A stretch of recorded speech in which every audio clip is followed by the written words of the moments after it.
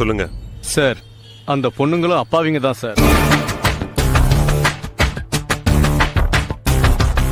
என்ன பண்ணலாம் சார், நீங்க அந்த சாருவை கூப்பிட்டு ஏதாவது பண்ணணும் சார்.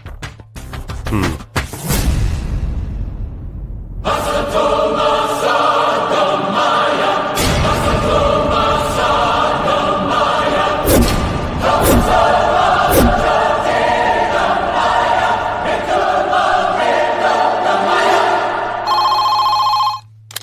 ஹலோ, ஒரு நிமிஷம் என் ரூம்க்கு வா sir.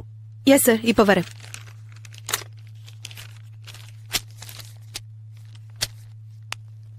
May I come in? Yes come இன்.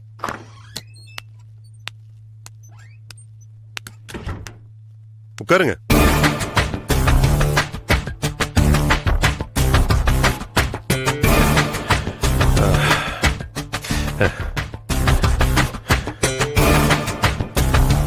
வேலைலாம் எப்படி இருக்கு சாரு?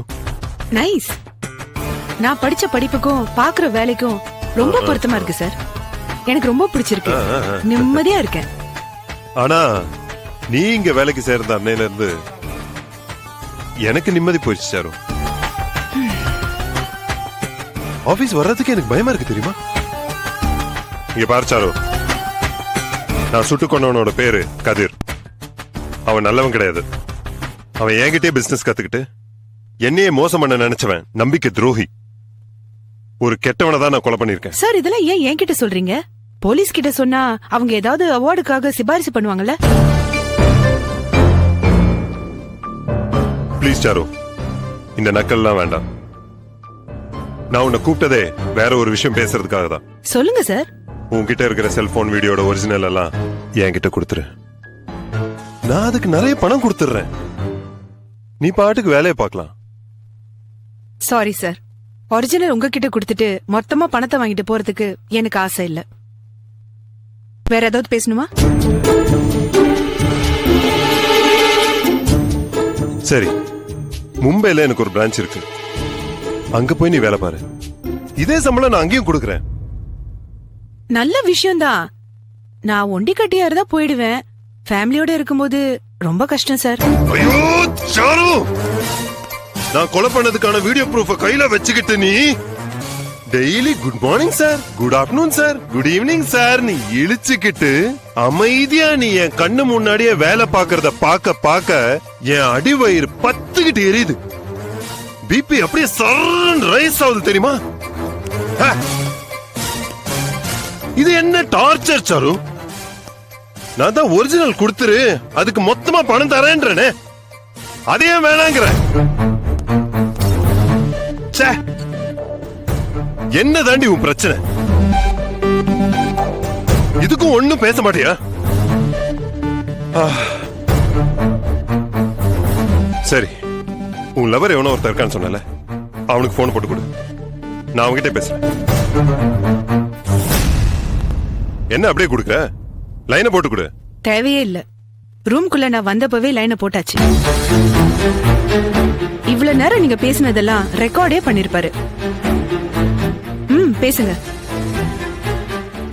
பேசுங்க.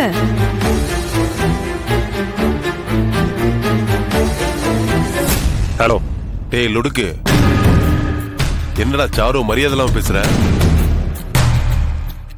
இங்க பாரு, அவ ரிட்டையர்ட் ஆகுற வரைக்கும் அந்த பிரான்ச்ல தான் வேலை பாப்பா. மும்பைக்கு நீ வேணும்னா ஓடிப்போ. மவனை இன்னொரு தடவை சாருவ ரூமுக்கு கூப்பிட்டு பேசுன்னு எனக்கு தெரிஞ்சது, நான் யாரையும் கேட்க மாட்டேன். என்கிட்ட இருக்கிற ஒரிஜினலை கமிஷனர் ஆபீஸ்க்கும் இன்னொரு காப்பிய பத்திரிகைக்கும் கொடுத்துருவேன். ஜாக்கிரதை. என்ன புரிஞ்சுதா? புரிஞ்சுது.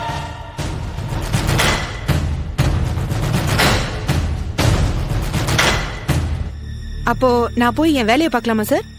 பார்க்கலாம். Carry on. தேங்க்யூ. போங்க.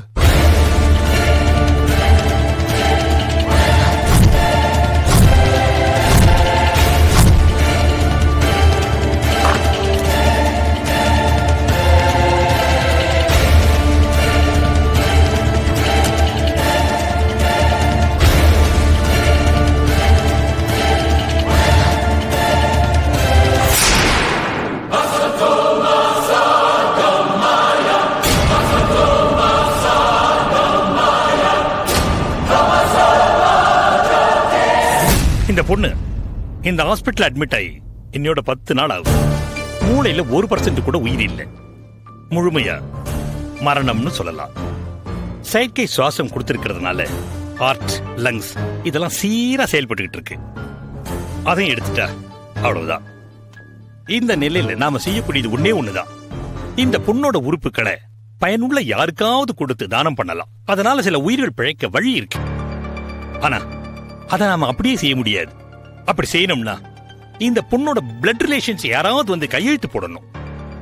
உங்க நிலைமை புரியுது சார். கடந்த ஒரு வாரமா டிவியில எல்லா பேப்பர்லயும் இந்த பொண்ணோட போட்டோவை போட்டு கான்டாக்ட்னு உங்க ஆஸ்பத்திரி நம்பரை போட்டு விளம்பரப்படுத்திருக்கோம். ஆனா இது வரைக்கும் எந்த ரெஸ்பான்ஸும் வரல. ஒருவேளை இந்த பொண்ணு தமிழ்நாட்டை சேர்ந்தவளா இல்லாம வேற ஸ்டேட் பொண்ணா இருப்பாளோன்னு டவுட் வருது. சார், இன்னையில இருந்து அதர் ஸ்டேட்ஸ் டிவிலையும் போட சொல்லியிருக்கேன். டாக்டர், எஸ், கிஷோர்னு ஒரு டாக்ஸி டிரைவர் உங்களை பார்க்க வந்திருக்காரு. வர சொல்லுங்க. சரிங்க டாக்டர். சார் வணக்கம் சார். இந்த பொண்ணு உனக்கு தெரியுமா?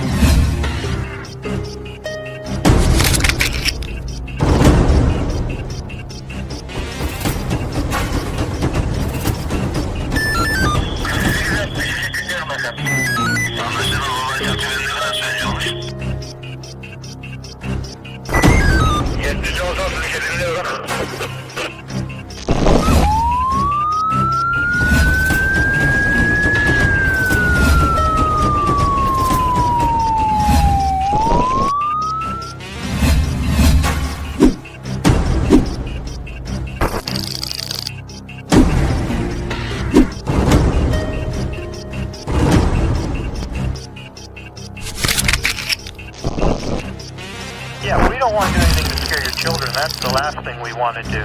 We don't want to scare anybody.